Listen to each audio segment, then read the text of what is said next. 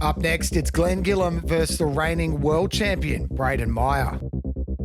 3, 2, 1, go! Now, you would think that a couple of big fellas like this would have a lot of trouble with the springboard, but you can see right away they both set their boards quickly. Glenillum up there just a hair behind Brayden, and they're both quite spry for their size if you think about it.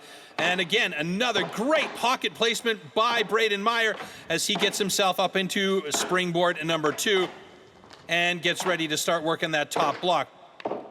Glenillum gets his board finally placed in number 2 position, and he'll get up there and start working the block as well.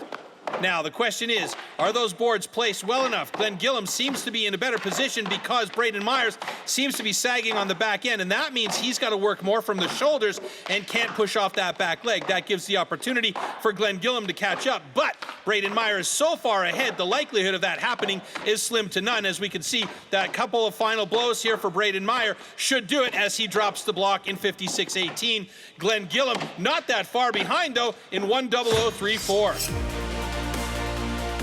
Yeah, board pretty good, and a bit disappointed the way I went up top, had a few limbs, but it's luck of the draw, and yeah, moving to the hot saw.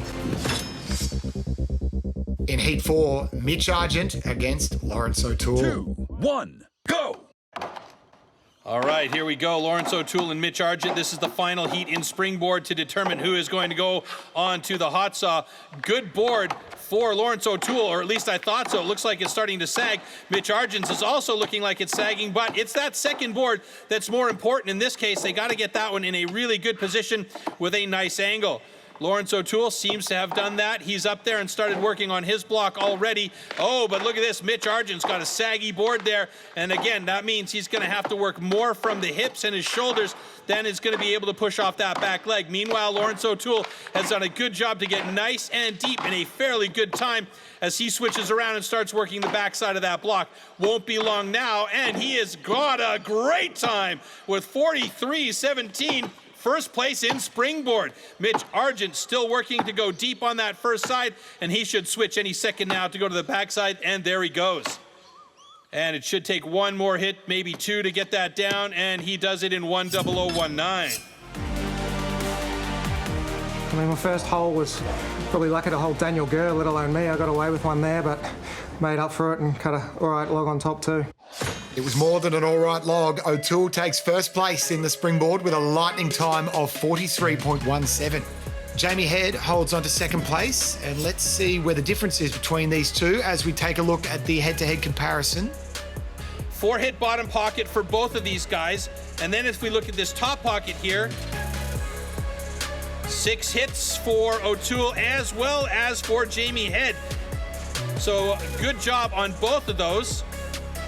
And both up at more or less the same time as we watch them start to work this top block.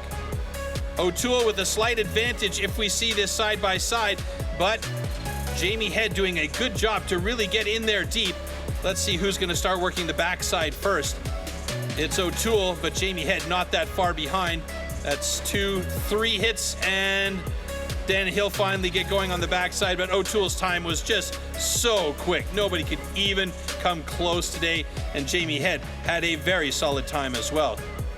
That means that Otoole is back in the lead with 57 points. Meyer and Gillam are sitting in second and third places. That means that 3 athletes from Victoria are poised to make the podium before the final round.